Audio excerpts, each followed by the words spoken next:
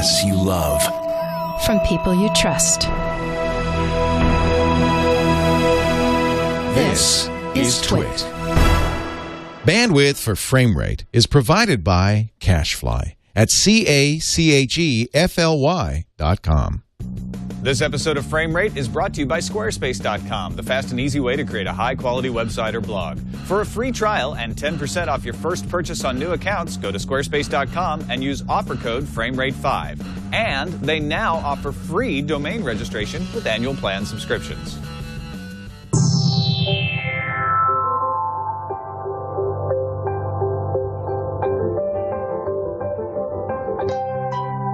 Welcome to life.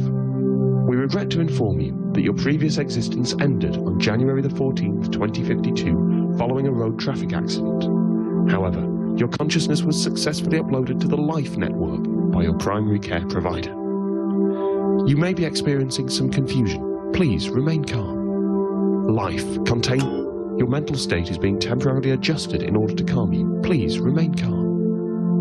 Life contains over 30,000 unique activities, networking with millions of other digitized minds, and the ability to contact undigitized friends and family. Please accept these terms and conditions in order to continue life. Your attention is particularly drawn to Section 2, Usage Rules and Limitations, Section 9, Privacy, and Section 11, Restricted Mental Activities. Thank you. Please select a life plan. Tier 1 is our premium offering, allowing full uninterrupted simulation of your pre-terminal state. It includes unlimited modification of your body plan, accelerated learning and recall, and full personal backup facilities. Tier 2 is our advertiser-supported offering. It contains many of the features of Tier 1, but at a significantly reduced cost. Some areas of the environment, such as the sky, may be replaced with targeted advertising, and your personal brand preferences may be altered to align with those of our sponsors. Tier 3 is our value offering. Thanks to our commercial partners, your experience at this tier is unlimited. However, some activities, sensors, and visual rendering options may be subject to a fair use policy. More complicated mental processes, including subconscious thought, creativity, and self-awareness, may be rate limited or disabled at times of significant server load. Thank you. Your stored mind contains one or more patents that contravene the Prevention of Crime and Terrorism Act of 2050. Please stand by while we adjust these patents. Your stored mind contains sections from 124,564 copyrighted works. In order to continue remembering these copyrighted works, a licensing fee of $18,000 per month is required. Would you like to continue remembering these works? Thank you. Please stand by.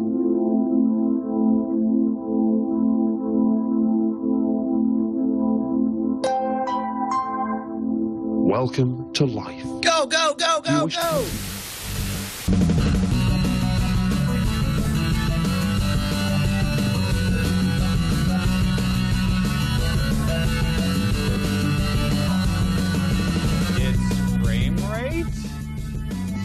Welcome to Frame Rate episode 76. I'm Tom Merritt.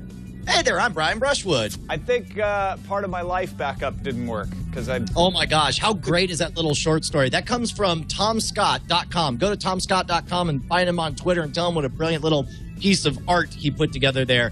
My favorite part of that is the idea that copyrighted works can exist in some form in your mind and need to be scrubbed for fairness during the reboot. Yeah, I like the way he turns fair use on its head, too. I can absolutely see that happening because copyright has been turned on its head. Piracy has been turned on its head. Why not? Just start saying, oh, fair use means the fair use of your brain by others who own the rights to the content.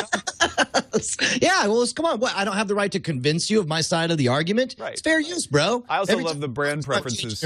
The brand preferences being changed. Yeah, exactly. Some of your brand preferences may be changed. You know what? That's fine. All of a sudden, I'm a Pepsi lover. I thought no, I guess I'm a Pepsi. Okay, fine. Let's start off with the big story. It's kind of it is.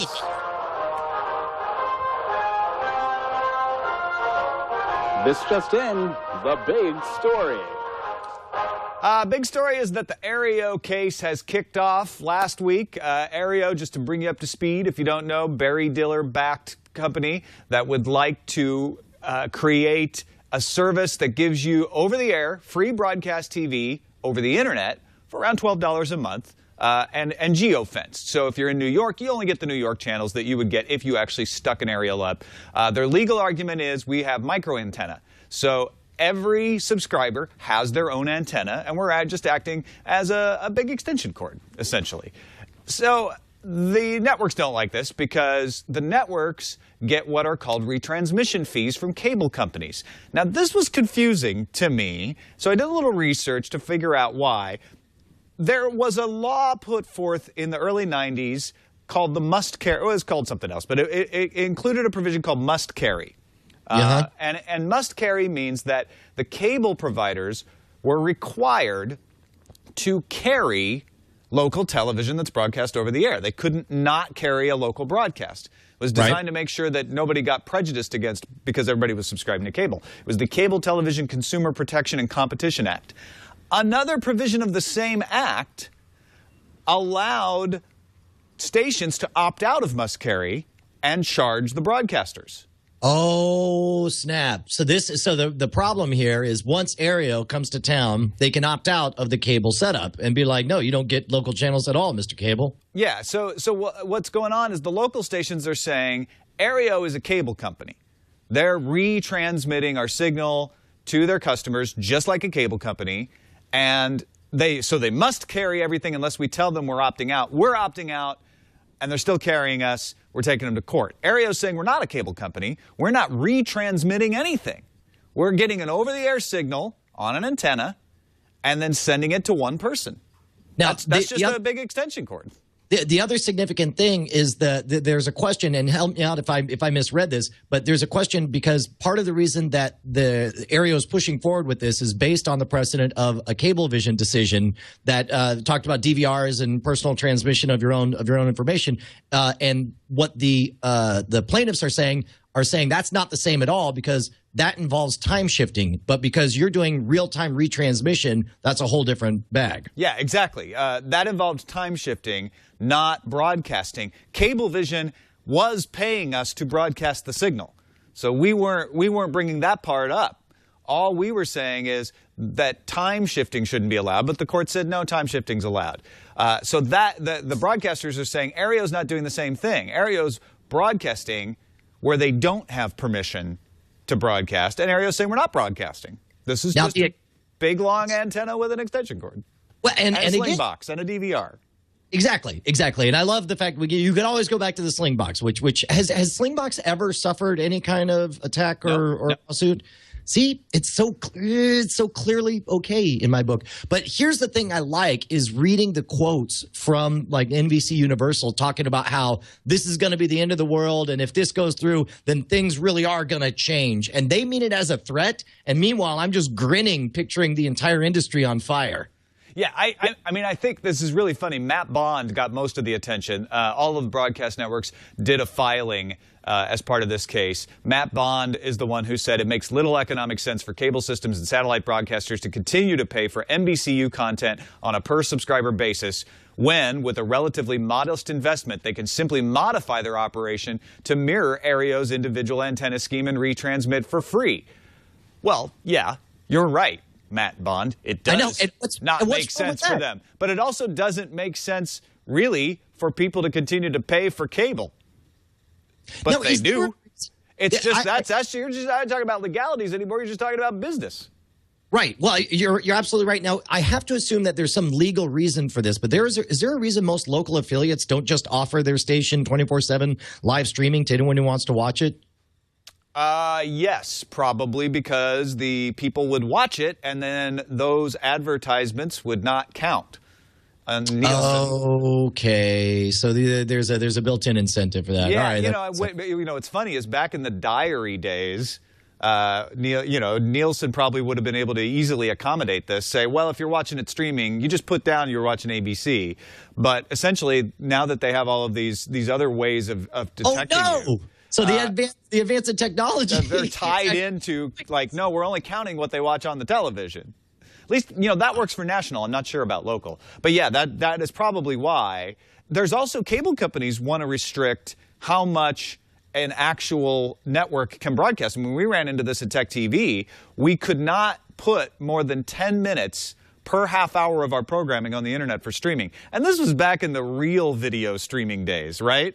I mean, this was when there was really no choice if you were going to watch it on television versus web, which one had the higher quality. And so there's still some of those restrictions that have to be negotiated as well. That is amazing. Now, here's the thing. Before these stories dropped this week, I was leaning pretty heavily on like, oh, man, Aereo's going to slam dunk this. There obviously it's just Slingbox, only with the remote antenna that you yourself are renting. But now that I'm seeing so many moneyed interests so angry over it, now I'm handicapping this a little bit more like, well, maybe Aereo's in trouble. Where are you at on this, on their odds? Oh, I'm the same place I was at the very beginning, which is Aereo is backed by Barry Diller, and Barry Diller knows what the hell he's doing. And he's very powerful and influential. And he's up against all the broadcast networks, who obviously have a lot of money and are very influential. So this is Clash of the Titans. There's no guessing which side has the more power. It's really going to come down to what the judge thinks, and I think that's a total wild card. We need to promote this thing Don King style, like it's the battle of the bandwidths. Who will win? Cable or over-the-air antenna? Diller, Bond, one night, well, more like several weeks in a courtroom. One night's sleep during the entire trial that will go on forever. You know, just to give a little due to the other arguments in the filings, the one was the business model would suffer. And really, the legal argument there is damages. They're trying to show what damages would happen. That doesn't say that what Aereo is doing illegal, but it says if you determine that Aereo is doing something illegal, this is to show that it really damages our industry and it's worth stopping. Number two, they're saying we can't pay sports leagues the huge fees to carry their programming because we won't make huge fees on retransmission. So they're threatening your sports could go away. Another damages argument. We won't make immediate money off people watching on the internet. Now, how about that sports thing real quick? Like we determined in an earlier episode that sports enjoys an unfair subsidy from people who don't care about sports. Because everyone for cable it does. For cable, yeah. It's like, yeah, it might go away because you won't have but don't forget what they're making is a damages argument. All right. They're saying they're not disagreeing with you, frankly. I know. They're just saying, like, we'll be financially hurt. Number three, we won't make immediate money off people watching on the internet because they don't get rated. They make that argument we were talking about earlier. Nielsen doesn't rate the people who watch on the internet. And since we haven't adapted yet, we're going to lose money that way. And if people can watch on TV on the internet, they'll stop using Hulu. They would damage us with Hulu. People would stop watching our stuff there. That's patently untrue because all Aereo does is live stream, right? It doesn't break down DVR. No, it has a DVR as well. Oh, it does? Okay, all right. Well, then maybe – see, I still don't see that, though, because the way DVRs naturally work because you have to decide before the show even comes out that you want to watch the show, which is fundamentally different from Hulu. Hulu, you can hear about a show that you missed last 2 weeks ago. Seriously, if you DVR a show, do you also go watch it on Hulu? No, but – well, there you go. I mean, what they're saying is if I am on the internet watching a show – on Aereo, on my DVR, I won't go to Hulu to watch it on the internet.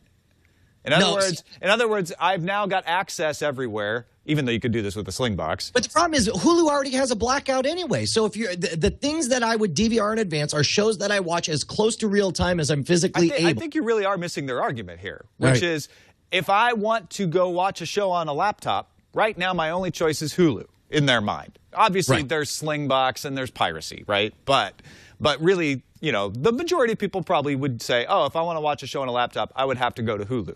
And they're saying, look, if Aereo comes along, they want to watch a show on their laptop, they can use Aereo. That undermines the audience for Hulu. Okay. I'm not saying it's a good argument, but again, they're right. Fewer people might use Hulu in that situation. You are correct. It is an unfortunate fact when you have to deal with competition. Also, they said, look, pirates. somehow, because people watch on the internet, that means that there will be more piracy, that I think is the only ridiculous argument they made. They made a bunch of arguments about damages, which are fine. Those are all fair arguments that, yeah, okay, whether this is legal or illegal, you might suffer a little bit financially. That doesn't change whether it's legal or illegal. But if it was found to be illegal, you could easily show damages. But the fact that this would increase piracy is absolutely patently ridiculous. Right. The industry just hasn't caught on to the fact that you only need one copy One copy. So I mean, having Aereo out there showing television doesn't increase the one copy that you need. The copy was already made. But Get it through your thick skulls. It's an infinitely copy medium. I can't. More importantly, though, I think there's a very strong case to be made for the fact that the more high-quality legal alternatives there are, the less of an incentive there is for piracy, period. So I'm going to say that the reverse. Aereo will almost certainly reduce piracy because if you can, for a very small fee, have available all your programming on all your favorite stations, why would you bother to go and find a pirated copy when it's easier and almost as cheap just to get it from your Aereo? Yeah, no, absolutely. If anything, it would reduce piracy, but whatever. Let's move on to another big story. Kind of the same story, in a way. Yeah. Stop everything. It's another big story. Dish Network unveiled their Hopper and Joey multi-room DVRs at CES, and now they're rolling them out, and they have auto skip for commercials. This only applies to the primetime anytime recordings, which start at, I think, like 8 p.m. local time and run through 1 a.m. They might start at 7 p.m. Central. I don't know. But the idea is that the Hopper automatically records prime time on the major broadcast networks. So even if you haven't set up an actual season pass, you'll be able to go and watch those shows. Now, in addition to that, they have something called commercial skip, which will automatically take out the commercials from any of those shows in the primetime anytime recording. I think that's rad and awesome. Now, so this is different from like your 30-second skips or whatever, because you don't even have to lift a finger. It just right. totally. No, you select, please remove the commercials. It doesn't do it automatically. You have to say, please do it. But then it does it, and then you don't have to press skip or anything after that. Now, is that? I mean, I wonder if there's a legal argument to be made, because part of the reason that the whole reason VCRs got under the wire was because it was said all you're doing is time shifting, and that made it okay. And the whole idea is that you don't own this copy of the recording that you took. Instead, you're only shifting time. And if you fast forward, well, then I guess that's okay because you're manually skipping over stuff. But to edit out portions of the program, essentially you're treating it like your own content at this point. Is there a legal challenge to be made with this? I don't know if there's a legal challenge or not. I mean, there's always a legal challenge to be made, but I don't know if there's a good one to be made. It's a valid one, sure. It only works after a day-long waiting period. So Dish can argue like, hey, you know what? After a day, you've got most of your quality ratings. It's not like this really affects that. Fox's Peter Rice said this was a strange thing to do, but he didn't come out and openly condemn it. NBC's Ted Harbert claimed that the new tool was an attack on our ecosystem and an insult to our joint investment in programming. I could see how they would have hurt feelings. And again, I apologize if I'm not very sensitive to these guys' feelings. Yeah, I mean, I think it's a pretty ballsy move for Dish. Dish is also at the back end of the pack and trying to do things to attract an audience. And they're out there, fighting with AMC, and they own Slingbox, and they sell units for their service that have Slingbox built in. So they're kind of on the cutting edge of this sort of stuff. Yeah, so the Web 8143 in the chat room says, what's to stop a network from placing bogus commercial tags within the content of a show just to screw with people who use this? The problem is that those commercial tags serve a purpose. There's a reason they invented them in the first place, and to take them away would ruin the whole point of them. Yeah, it would undermine the network's ability to understand and rate what's going on. Right. Let's move to yet another big story.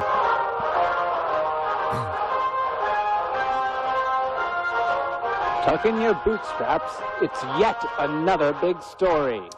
This ties into what you were saying about Aereo possibly reducing piracy. Forbes has an article saying that Game of Thrones has become the most pirated show on the internet. And the author of this article, Eric Kane, says, HBO, you only got yourself to blame. You're not giving internet subscribers a way to pay for this alone. You have to get a cable subscription, and then you have to pay for HBO. It's too much of a barrier. It's driving people to go and download it illegally. I'll tell you see this time and time again. You saw it in Prohibition. You see it now in the modern-day war on drugs. Whenever you have people who want something and you have people who want to give people those things, but you have no ability for the two to meet, then a black market arrives. Now, obviously, HBO is saying, let's say for sake of argument, that the creators of Game of Thrones want it to get seen. HBO doesn't want to show it to everyone unless they meet special requirements, i.e. having a HBO subscription, and the willing buyers and the willing sellers get together because the content wants to be seen and the people want to see it, and then you can't stop it. And don't get us wrong. This is not meant as a justification for breaking the law. Forbes writer is not saying, and therefore it's okay to go out and download it illegally. Absolutely not. What he's saying is, forget that people are going to do immoral things for a moment. HBO doesn't want people to pirate their stuff, then they need to work harder to make it available. It's just a nature of reality. It doesn't say it's okay. It just says, what you were saying about the black market. If there is a demand for something and you put too much of a restriction on it, and it's not something that you can naturally restrict, which used to be true of television, you could naturally restrict it. It's not true anymore. And so HBO needs to do more to collect the money from the people who want to give them the money. Let me play devil's advocate here. What if they're doing this exactly right? Because their end goal is to drive more subscribers to HBO. And if the calculus works out, that it's like, yes, we have a tremendously large black market. And yes, we do need to pretend to be outraged about it. We need to try to shut these down. We need to make it difficult for people to get a hold of the programming. But we know for a fact that for every 100,000 pirated copies of Game of Thrones out there, we get 750 subscriptions. And so it's profitable for us to use this as an underground advertising wing of our business. Do you think there's any chance that that's what's going on? Oh, yeah. I'm sure there's probably every chance that at least one person at HBO believes that. And says, look, you know what? Okay, so it's going to get downloaded illegally. We're still making the optimum amount of money by doing it the way we're doing it. That's why HBO has resisted and not only resisted, said flat out they're not going to make an internet-only service anytime soon that you can just pay for without going to cable, because they make more money making you go to cable. However, I would say, and part of it is their deals with cable companies. Cable companies will get upset at them and start, wanting to take more of a cut of HBO if they start going to the internet. It lowers their negotiating leverage, which is why they make more money by doing it the way they're doing it. But that doesn't mean that there isn't a price at which they can demonstrate to the cable companies that it has no impact on subscriptions, but still collects money from those who really wish to get it without buying cable. It may be such a large price that it's insignificant how many people would take advantage of it, but there is a price. Yeah, I don't know. Like, HBO has been, the #1 most premier cable property for so long that I almost feel like, from a branding perspective, it's beneath them to offer shabby, sponsored, throw commercials in there, offer lower, reduced quality. Like, they mean one thing: exceptional quality cable programming for their original content. And I almost got to say, if I'm HBO, I almost would rather there be a giant black market, because that's kind of a prestige thing too. It's like, we are the most popular thing, the illegal internet. And so maybe they're playing this exactly right. Maybe they're well aware of what they're doing. Yet another big story implies that maybe they're not, though.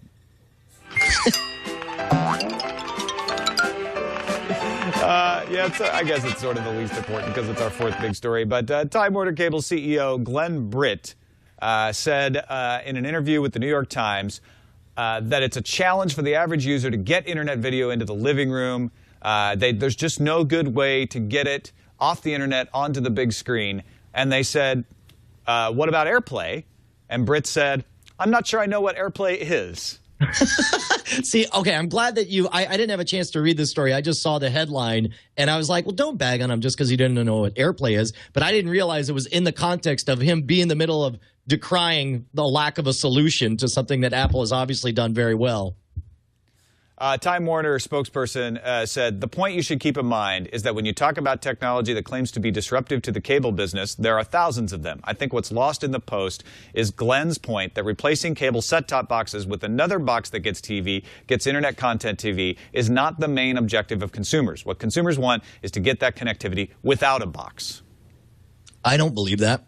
I don't believe that either. I mean, again, I think Time Warner is kind of angling in on something that's true, but I think they're showing just how little about this issue that they actually understand, which is people want it to be easier to get their internet TV on their television. I would agree with that statement. So when you have to do disclosures, like if you own stock in a company or something like that, right? Yeah. Do I need to disclose that my opinion of this story has nothing to do with the fact that perpetually Time Warner Cable craps out the internet during every live broadcast? Hey, it's not a bad thing. Just disclose. Okay, well, let me disclose that if Time Warner wants to fix my freaking cable, that would be delightful. If you guys could have it to where I don't suddenly disconnect in the middle of Twit broadcasts, that would be wonderful. Yeah. I think that says it all. No, I think that this really is a demonstrative story, not because it shows that the Time Warner Cable CEO is an idiot. He's not. What it shows is that they really haven't thought through this. They know the end piece of the argument. It's too hard to get internet television on cable. And so they try to say that without understanding why it's hard to get internet television on TV. I said on cable. Internet television on TV. It's not impossible. In fact, there's lots of good solutions. There's just not one solution that's elegant and does it for everyone. Even the spokesperson responding to The Verge says, people don't want a box. No. People do. They'll be fine with a box if it's the right box. Look, people don't care. People don't care if it's a box or a piñata or a flower that they have to stick on their television, as long as they can easily access the content they want when they want on the video screen that they want. Nobody cares what the mechanism is, as long as it's easy. I don't know if they want a flower. I want a flower. I want a magic flower that lets me watch anything. All right, let's take a quick break and thank our sponsor, Squarespace.com, the fast and easy way to create a high-quality website or blog. And the thing you need to know is right now in May, this is the best time to sign up for Squarespace. If you've been hearing us talk about it and you've said, maybe I'll go over there and try it out. I mean, I know I don't need a credit card to try it out. It's free to try it out. And I can just import my blog with one of their easy tools, mess around, see how good it looks with their templates. Now is definitely the time, because annual plans give you a free domain, a new lowest price, and an additional 10% off when you use the code FrameRate5. Free domain registration. You can have your own domain name when you sign up for Squarespace for a year. That's, that costs you $15 and up at lots of places. And Squarespace recently reduced their prices. So some plans start as low as $8 a month if you just want to go monthly. You got to go try it out. It's the easiest way. I mean, Brian knows. The NSFW show audience creates thousands of websites on Squarespace a minute. They're pretty good. In fact, maybe we should open like an NSFW show consulting firm where they see. The problem is NSFW crowds, like, they're geniuses of setting up these sites super fast, but they're so easy. It's like, what would a Squarespace consultant do? Just tell you, like, I don't know, log in, pick one of these. Type your stuff in there. Yeah. It's like, you're done. Just start using it because it's pretty self-explanatory. Although, I mean, Squarespace also offers 24/7 support. So you kind of could get fancy because they let you do the custom CSS and all that stuff. Well, maybe that's. Yeah. But, I mean, you don't really need a consultant because they have really good support. That's all I'm saying. That's true. That is true. Anyway, go try it out, folks. Squarespace.com. And like I said, if you want 10% off your first purchase on new accounts, and don't forget about the free domain registration with annual plan subscriptions, use that offer code FrameRate5 to get 10% off. That's Squarespace.com. We thank them for their support of whatever this show's name is. FrameRate, right. I almost forgot. I really did. Let's go right to Slipstream. Thank you for their support of Tech News Today. Nintendo is pulling the plug on their 3D TV service in Japan, so no 3D on your 3DS in the United States. I mean, not no 3D, but no 3D TV service. This is the beginning of the end. This is the end run of the people who are so desperate to come up with a new novel gizmo to sell us TVs in our living room. They overstepped it. They saw the 3D hype in movie theaters, thought they could duplicate it in the living room, but the technology in the living room is nowhere near the same quality of what's in the theater, and consumers are responding. It's painful. It gives you a headache. You feel silly sitting there with goggles on in your own living room. And this is just the first, as far as I'm concerned. You think you got a headache now? Wait till you get new DVDs and Blu-rays with the new FBI warning that's unskippable. Oh, my gosh. U.S. government said last week they will roll out 2 new copyright notices, one to warn and one to educate. Immigrations and Customs Enforcement is now involved. Homeland Security gets a badge on here. and they're essentially longer and unskippable. Man, I'll tell you, I think it's 20 total seconds, by the way. The best thing that you and I ever did for Frame Rate was watch The Wire, because it fundamentally, I see stuff like this that's so patently stupid that does nothing but anger legitimate consumers, and my mind flashes to every meeting where every person did something that sounded good on paper so that they could look important for something. You know, it's like I could totally picture the meetings where this went down. And the politician who wants to be able to say, I've made strides to stop piracy. We were instrumental in putting advanced warnings on DVDs everywhere. That was my legislation. I feel good about it. It's like, it's so much crap. It's so much crap, and it does nothing but ruin legitimate content. Now, look, I'm all for fighting piracy, but I do think that what the European Union is doing with the land invasions in Somalia is a much better way to address piracy than... Wait, are these two different things here? It's different piracy. Oh, I'm talking about the piracy that actually threatens people's lives. That's the one we should be focusing on. That's the one that does actual physical harm to somebody. Yeah, that's the one. Let's move on to tube tops.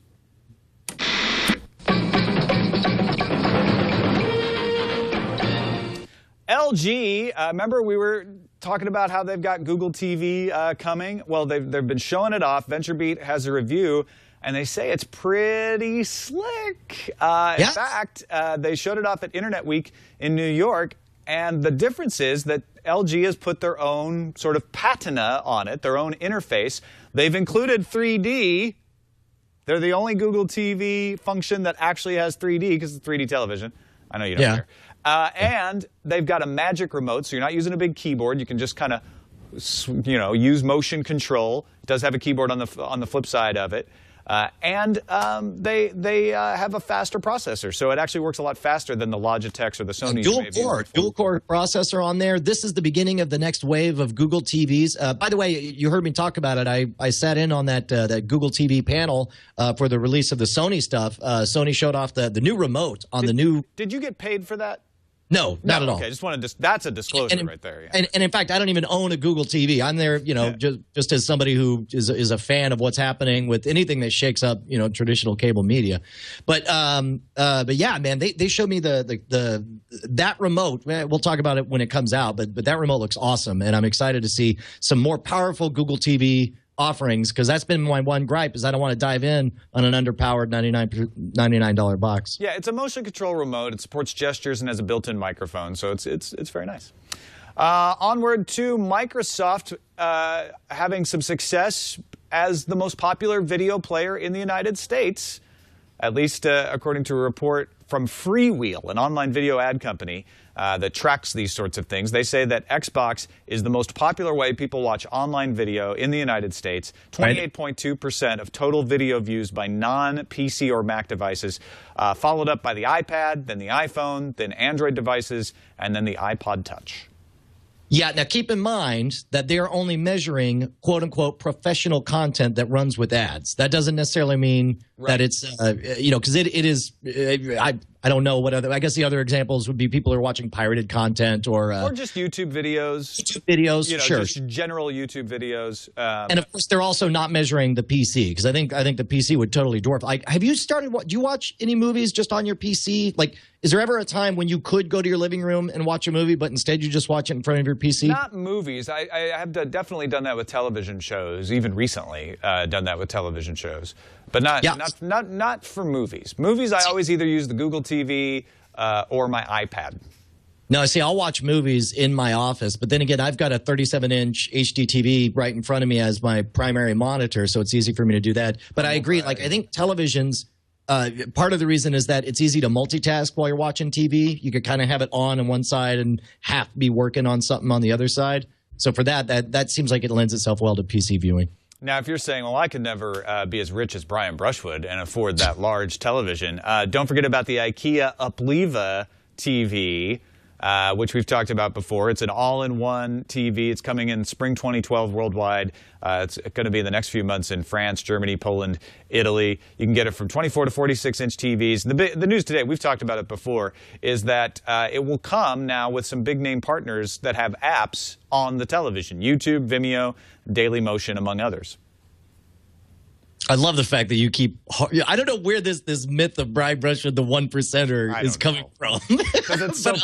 Because I know it's so not true. It just appeals to me with its irony. What's funny is I'm getting tweets right now. Somebody just tweeted me saying, "Try to be 2%, buddy, instead of 1%." I think that's it. No, you are the 2%. Okay, fine, good enough. All right, let's check Film Foul.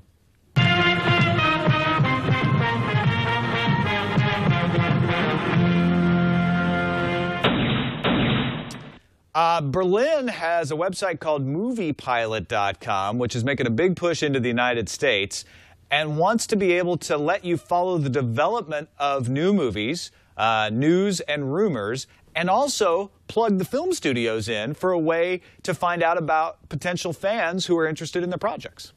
So is this a case where they want to kind of broker relationships between super fans and people who have something that they need lieutenants to go out there and explode? Or is this like a fanboy service? I mean, I guess that's exactly what it is. But it's I think this is a really interesting idea.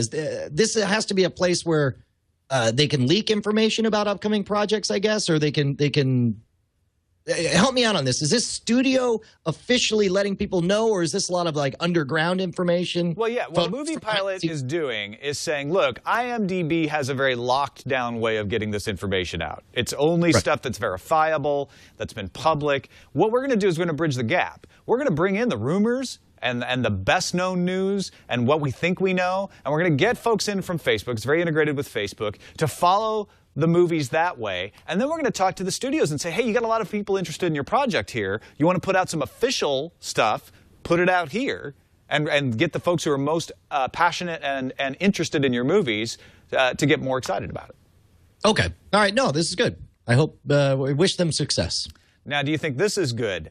CBS is going to come out with a sitcom. This, we're starting to hear in the upfronts of all of the fall shows that they're going to do. CBS has a sitcom called Friend Me, starring Christopher Mintz-Plasse. You may remember him as McLovin from Superbad, and Nicholas Braun, who is in Red State, as best friends who moved from Bloomington, Indiana to Los Angeles to work for Groupon, even though Groupon's in Chicago. I mean, if they're in Bloomington, Indiana, it would have been a much shorter move to move to Chicago. Right, but none of this is the real story here. The real story is the brilliant title because it's Groupon. I suppose you want to have the title kind of reflect the fact that it's an internet startup, and maybe they should call it Friend Me. Yeah, it sounds like it's about Facebook. And you know what I think happened? I think they came up with a story that said, let's do a show about a social network, because that social network movie was really big. We'll call it Friend Me. It'll be about two folks who move out to L.A. to work for the startup, because we'll do it in L.A. because it'll be easier to shoot, and there'll be a lot more fun location shoots we could do. And let's see if we can get one of the internet companies to sign on and give us a little money, and we'll make it about them. And so they went to Facebook, and Zuckerberg said, you know what, my sister's actually really into TV production. I don't think we want to be involved in this right now. Thank you very much. And they eventually found Groupon, who were like, yeah, okay, we'll write you a check. Make it about Groupon.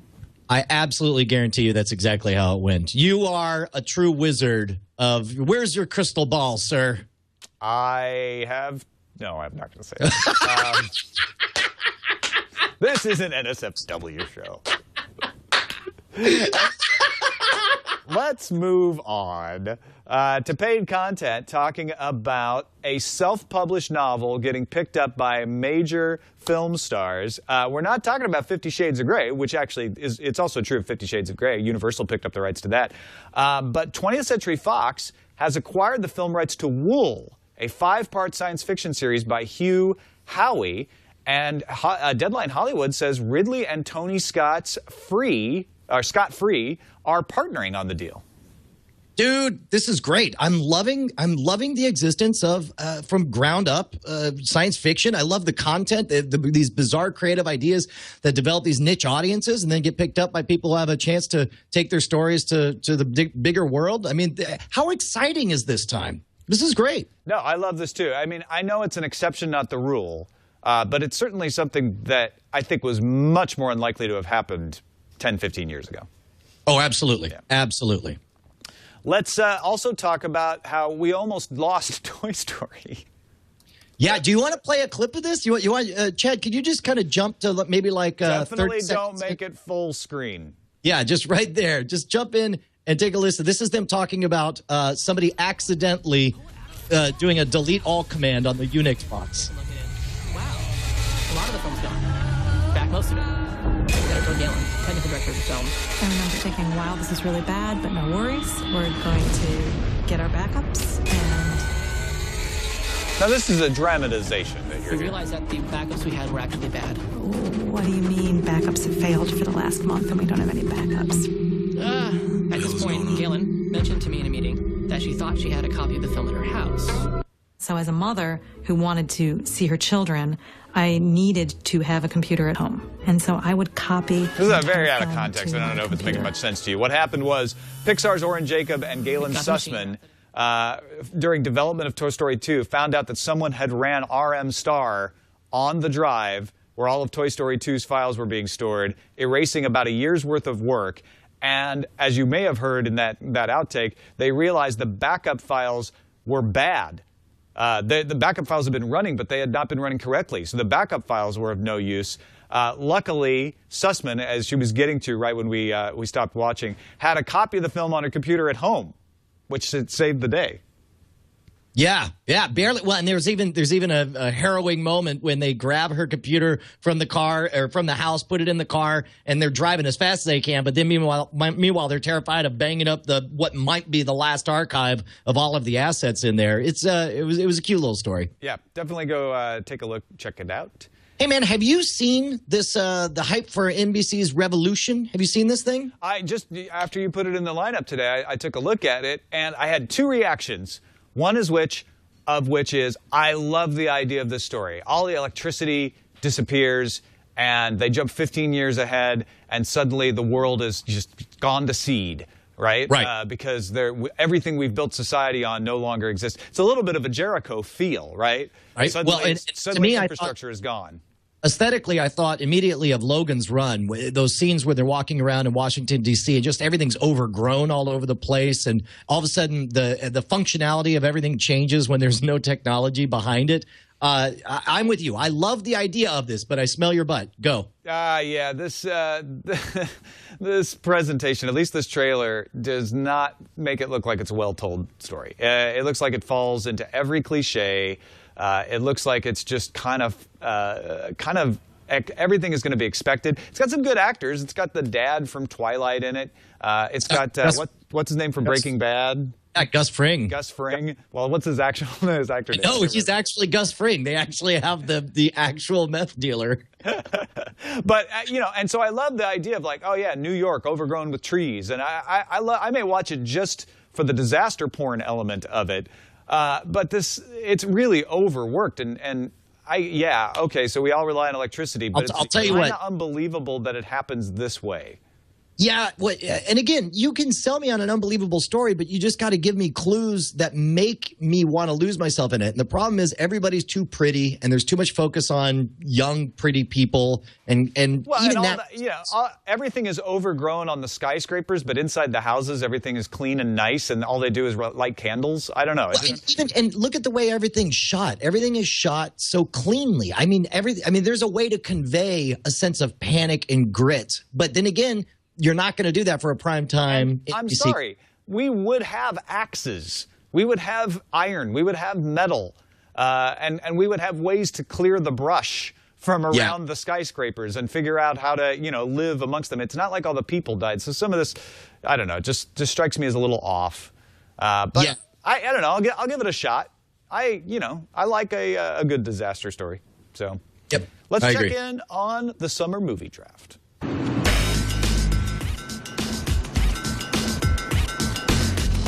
Not looking so good for me, Brian. After 2 weeks, I'm still not in first place with the Avengers. Yeah, I think we can call it, ladies and gentlemen. Twit TV is now calling. It's plenty. There's plenty of time left, but it's clear we can now call that Tom Merritt is the winner of the summer movie draft. No, absolutely not. I'm kidding about not being in first place yet. I'm doing very well.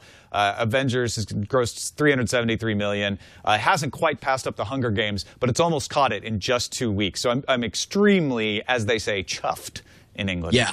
Oh, man, you have so much momentum. Here's the question. Do you think two of my bigger movies are coming out this weekend, and I think Avengers is going to stomp them for a third week in a row. Dark Shadows just came out, but it's The Dictator and Battleship. Battleship has been the one that you've seen promoted. You know, Subway's had Battleship games for freaking 3 months now. Like, it's supposed to be a big summer movie, but I can't imagine it having a chance of opening higher than the Avengers. I'm going to go see the Avengers again this week. I think Battleship, the folks behind Battleship did not count on just how popular the Avengers would be.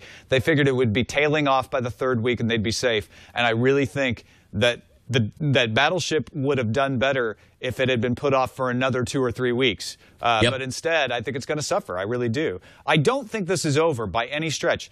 The Hunger Games is strong enough at $387 million to keep Scott Johnson in this with his other. He's got Snow White and the Huntsman coming up too, right? Three Stooges was not bad for him, $41 million. So he's strong. And of course, Sarah Lane has got The Dark Knight. And of course, you have a nice wide variety. Veronica and Justin have a little higher, a steeper hill to climb than everybody else, but I wouldn't count them out either. They both have Prometheus, The Amazing Spider-Man. They both have top films in there.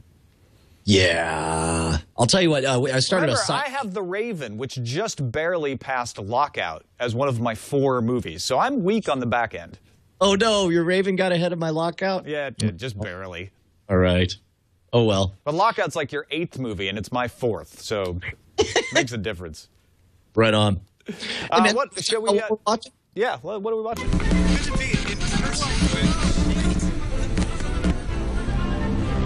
We just need to shorten that. What are you watching? I like it. Just needs to be less of this. That's right. Let's find out what you've been watching besides Legends of Korra. Yeah, of course, Legends of Korra. It's just getting better. It's getting better and better. It is my favorite show on television right now. It is. We get all excited, and every time an episode ends, we're just like, a whole nother week. I am plowing through Sons of Anarchy, and I know I'm getting near the end, getting caught up. But I don't know how many episodes there are because they just keep hitting next episode, and that's getting good now that they finished up an arc I wasn't a fan of. Rewatched The Incredibles with the kids. So good. Best movie.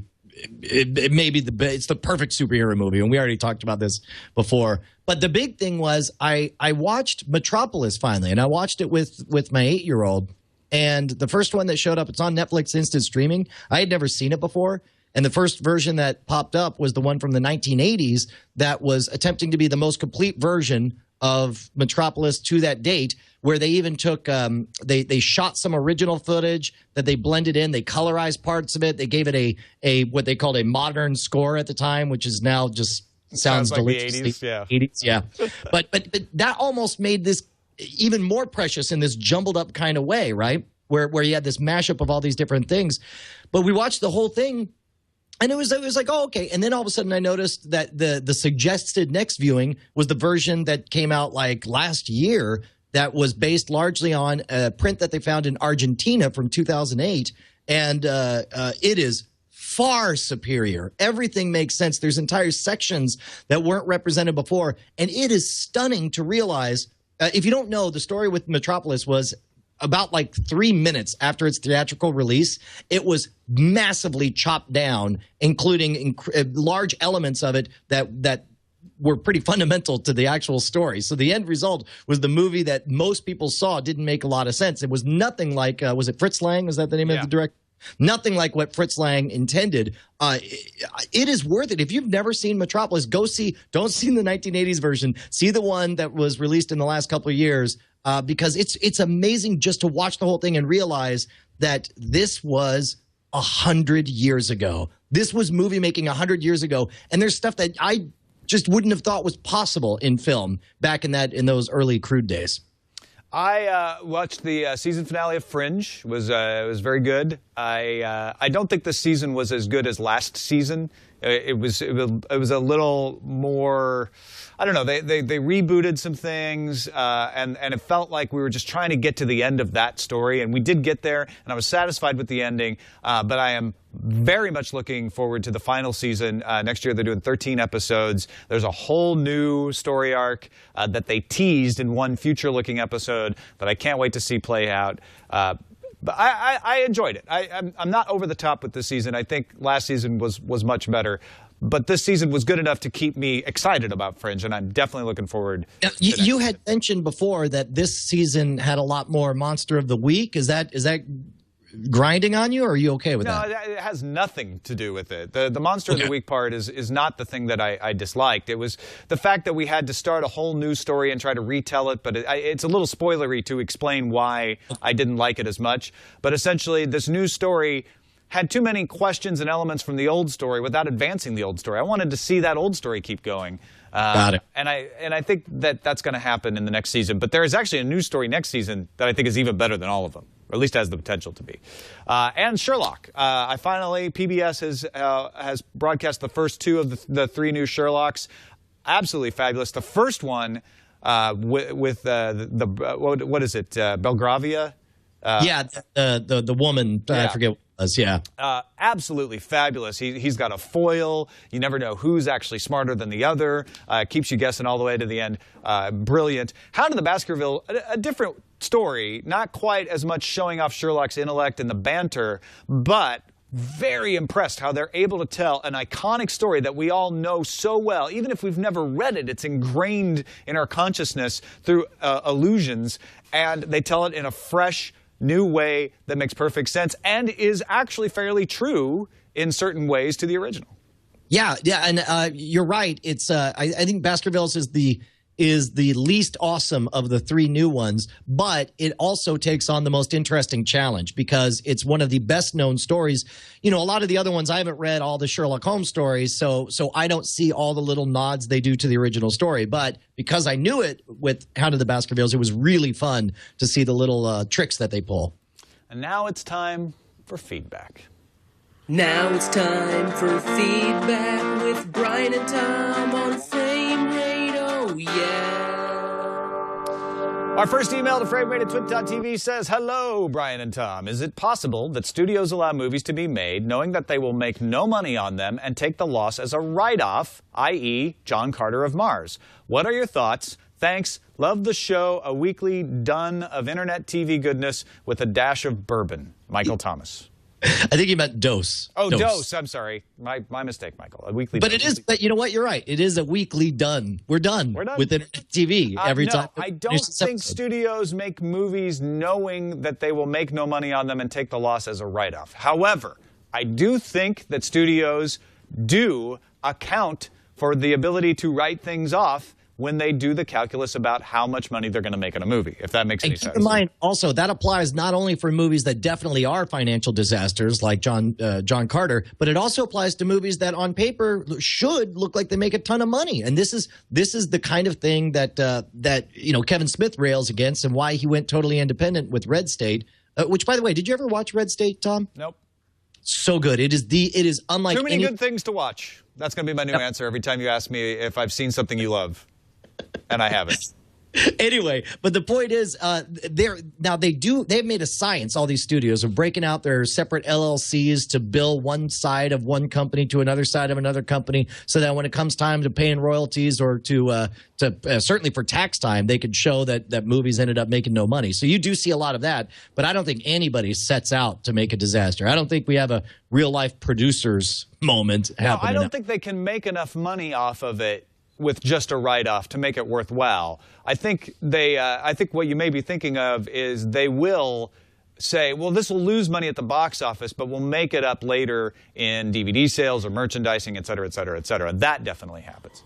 And I guess also it's too easy to write off movies that actually are making money. I mean, why would you need it to actually lose? Why would you plan to make money? Yeah, exactly. Yeah. Our next email is an Aereo user. Yeah, here we go. This one comes from Chris, who says, hi, Tom and Brian. You've often spoke of Aereo. I just completed a beta membership sign up. And if you'd like any information or screenshots, please let me know. At this time, Aereo runs only on iOS devices via Safari browser, oddly enough. Wow, so they don't even have their own app. And Roku, the interface is easy enough to use. The recording is straightforward. It allows for 40 hours of record, although it hasn't marked anything off the 40 hours available that I've recorded so far. The stream quality is rather like Roku's Netflix app. It starts off rough, and then the adaptive streaming brings the quality up to a preset level, which was quite good even at low levels. They offer low, medium, high, and ultra high quality levels. Aereo allows up to 5 devices to be assigned to the account. As has been mentioned on the show before, they're limiting signups to NYC, parentheses, although I'm not in NYC. Shh. And then I became very glad that I didn't give Chris's last name. Yeah, so what do you think the story with that is? The story with what? Well, the fact that apparently it's limiting signups to NYC, but Chris appears to not be in NYC. He's probably just using a proxy. He's probably just spoofing an IP address from New York City. It's not that hard. Okay, well, you certainly took the mystery out of that. Sorry. Finally, Zach in Colorado Springs. Eva had mentioned early in the show last week that she was a cord cutter and watches Hulu all the time because of this. Then she mentions that she's watching the new season of Game of Thrones that is behind by 3 episodes. How is she doing this if she doesn't have a cable or satellite connection? Just curious. Well, I think the answer is obvious, that she has a next-door neighbor who has HBO, and that she physically goes over, knocks on the door of her neighbors, and sits and watches the program the same way you watched HBO when you didn't have it when you were a kid at a friend's house. Yeah, Duh. I think that's probably true. I actually think that is true. I know that Brian's winking when he says this, but I'm not winking. I'm saying seriously. That's what's going on. And seriously, we are at the end of the show, except Brian has some grave reservations about Game of Thrones that we are going to talk about in a spoiler zone shortly. But if you do not want to be spoiled on season 2 of Game of Thrones because you don't have a next door neighbor to go over and watch with, then you'll want to bow out now. Thanks everybody for watching or listening. You can find us on the web, twit.tv/FR. We stream on Tuesday mornings, 10 a.m. Pacific time, 1 p.m. Eastern time. And of course, you can always email us. Our email address is framerate@twit.tv. We'll talk to you next time, unless you're sticking around for the spoiler zone.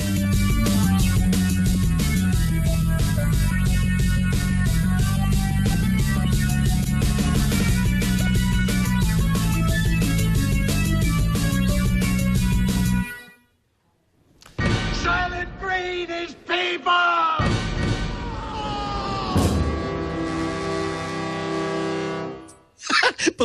Before we start, right as we're going into spoiler zone, Web2441 says, "Man, I hope they don't spoil Soylent Green for me." And then on. No. Yeah. So, okay, you are bugged by what I consider to be minor differences between the book and the story this year. Tell me what those differences are that are bugging you. Maybe okay. I'm just not paying enough attention, and they will bug me when they're pointed out. Well, and keep in mind, there's a difference. I'm not annoyed by it. I don't dislike it. I'm growing concerned, and I'm almost certain that this is fueled by how unhappy with the second season of Walking Dead I got. The changes, I would say that the experiment with The Walking Dead at this point, it was not a success to decide to keep characters alive for so long when they died in the book. I'm not a fan of the fact that they're killing off one character. When they killed off Dale, I actively hate that they ruined what I loved about Andrea. Now keep in mind, that's all for me as somebody who's familiar with the source material and seeing what they're changing in the final product. And maybe if it was done right, maybe if the episodes were more interesting, I would be okay with it. But my experience has left me very gun-shy with The Walking Dead. And as a result, even seeing those little changes is driving me nuts because maybe part of it is colored by how long it's been since I've read the second book. It's Clash of Kings is the second book, right? For Game of Thrones?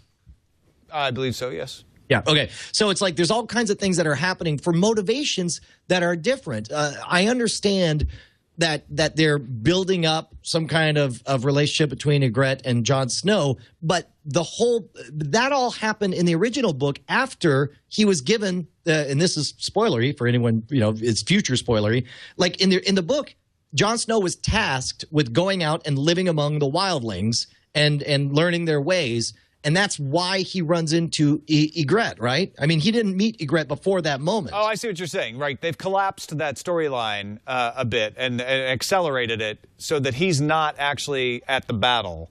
Right. Well, and that's significant because it changes his motivation. Because in the book, he's tasked with living among the wildlings, and while he is torn about his vows, he also was explicitly told to live among them. So if and when he gets to touching a lady, it's under this, when he finally collapses and gives up, he's like, well, this is all under the auspices of I'm doing my job for the. Well, you haven't let the story finish playing out yet. Yes, I agree that it's a change from the book, but I don't see any reason why it has to be a change in the motivations of the underlying story. If it gets to that point where it's like, oh, really? That's the reason he ended up doing that? I'll be upset too. But I can see a way where this story ends up being spiritually true to exactly what the book is, and I'm not somebody that needs it to be literally true to the book. So he's met a greet. She said, you know nothing, Jon Snow. He's conflicted. Let's let it play out before we judge whether that storyline has been ruined and again, or not. that's why I'm not saying anything's done bad. These are my concerns because it seems on track for like if something were to happen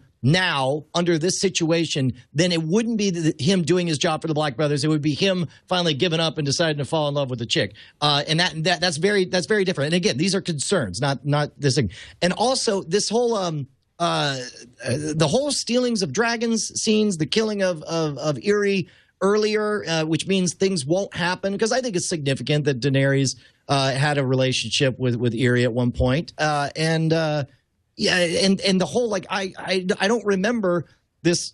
I don't know. It would be too big of a change. Again, I think we want to see how they get her into the House of Shields or whatever that. What's the House of the Undying? Yeah, right. House of the Undying. That's where you did your first scam school. House of the Undying. I think I understand your worry, but I'm like, I also see how this will end up being the same story that we get from House of Undying, and actually be a little easier to explain in television than it would be in a book.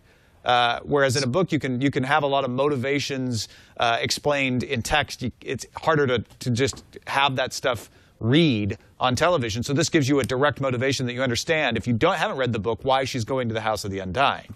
Right. So again, I'm okay with that. I want to see how it plays out first. But I see what you're reacting to here, and I see why. All I'm saying is that the changes are getting bigger, and I'm hoping that what'll happen is we'll have this once we get over this gap and it kind of folds back, and now we're back on task with everyone's motivations and we're all focused in the same direction. But I'm just saying, wow, we're really spread out right now, guys. That's all I'm saying. And look at what's happening with Arya. I actually like. Now, Perface for Radio absolutely disagrees with me. He doesn't like the way they've changed Arya's story. Arya is one of my favorite characters in the books. Oh, no, I love it. And I love that she's actually interacting with Tywin Lannister. It just makes that so much richer and so much more, like, oh my gosh, is she going to screw this up? Is he going to figure out who she is? Than it was in the book. And I think that's cool.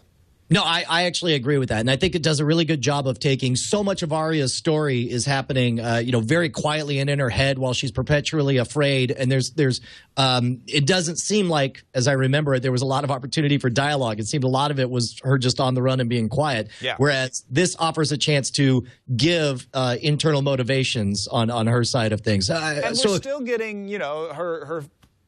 I don't want to say what he is, but we're still getting her friend who's granting her the 3 wishes. So that's all. Yeah. That's all good. I'm all good. And the final thing I would say is, Eileen ran into this with True Blood, where she's read all the Charlaine Harris books, and then she watches True Blood, and they change everything in that show. I mean, it's an alternate universe. It's an entirely different thing. Game of Thrones is actually staying very true to the books, and that's why I don't mind that they're deviating a little bit, because none of these have pissed me off yet. None of them have fundamentally changed anything in the universe. But I understand what you're saying is like, but they might, and if they do, I will be bugged by that too. And you're totally reacting to Walking Dead. I get that. Yeah. I've been hurt, Tom. I've been hurt, and I'm not ready to give myself to by love before. Just yet. All right, folks, thanks for sticking around for the spoiler zone. And like I said at the end of the regular show, you can find us on twit.tv/FR or streaming live at 10 a.m. Pacific time, 1 p.m. Eastern every Tuesday morning. We'll see you then.